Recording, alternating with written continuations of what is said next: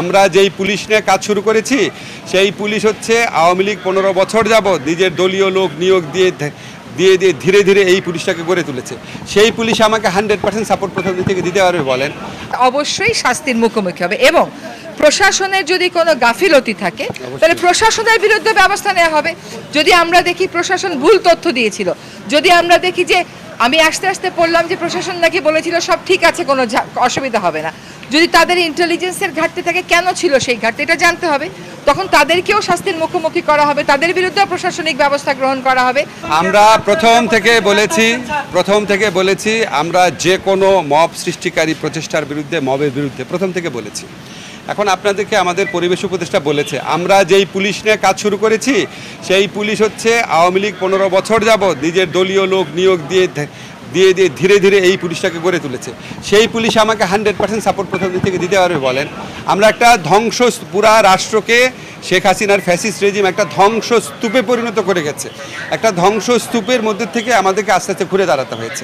আমরা চেষ্টা করছি, আপনাদের যে কমপ্লেইন আছে আপনারা যে মুক্তভাবে আমাদের সমালোচনা করেন, কমপ্লেইন করেন, এগুলো দরকার আছে। এখান থেকে আমরা আরও বেশি তাগিদ অনুভব করি, আরও চেষ্টা করবেন। হামলাটা যে হয়েছে এটা অত্যন্ত ন্যাক্কারজনক এবং আমি আসতেই পড়লাম যে আমাদের প্রধান উপদেষ্টার দপ্তর থেকে এক হচ্ছে এটার ধিক্কার এবং নিন্দা জানানো হয়েছে, দুই হচ্ছে পুলিশ এবং আর্মিকে নির্দেশ দেওয়া হয়েছে যে প্রত্যেকজন যাদেরকে আটকানো হয়েছে বা চেষ্টা করা হয়েছে তাদেরকে উদ্ধার করতে এবং প্রত্যেকটা মানুষ যারা এই হামলার সাথে জড়িত তাদেরকে বিচারের এবং শাস্তির মুখোমুখি করতে। দুই নম্বর হলো এনসিপি তো এর আগেও আরও কয়েকটা মিটিং করেছে, সেইখানে তো এই আক্রমণগুলো হয়নি। এইখানে যে আক্রমণ হয়েছে যেখানেই হোক এটা কোনোভাবেই সমর্থনযোগ্য না, যেই মাত্রারই হোক এটা কোনোভাবেই সমর্থনযোগ্য না। দ্বিতীয় হচ্ছে আওয়ামী লীগের সকল কর্মকাণ্ড বিচারিক প্রক্রিয়া সম্পন্ন না হওয়া পর্যন্ত স্থগিত রাখতে বলা হয়েছে, নিষিদ্ধ করা হয়েছে, সেটাও কিন্তু হয়েছে। এখন হচ্ছে বিচারিক প্রক্রিয়ায় আওয়ামী লীগের কী বিচার হবে, আওয়ামী লীগের ব্যাপারে কী সিদ্ধান্ত হবে, সিদ্ধান্ত কী হবে এটা তো আমরা বলতে পারবো না, বিচার বিভাগ বলবে।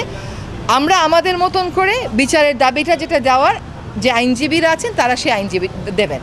এখন আপনি যেটা বলছেন 1 বছর হয়ে গেছে, হ্যাঁ ধরেন আমরা যখন দায়িত্ব নিলাম তারপরে বলেন তো 3-4 মাসে কোন জিনিসটা ছিল আমাদের, মানে আপনি বাহিনী বলেন, প্রশাসন বলেন, আমলাতন্ত্র বলেন, বিচার বিভাগ বলেন, কোনোটা কি ছিল আমাদের সাথে কারোর সাথে? পুরোটাই তো কলাপস করে পড়েছে। এই জিনিসটাকে একটা জায়গায় নিয়ে এসে বিচারের কাজটা শুরু হয়েছে এবং বিচারের কাজটা কিন্তু সরাসরি সম্প্রচার করা হচ্ছে।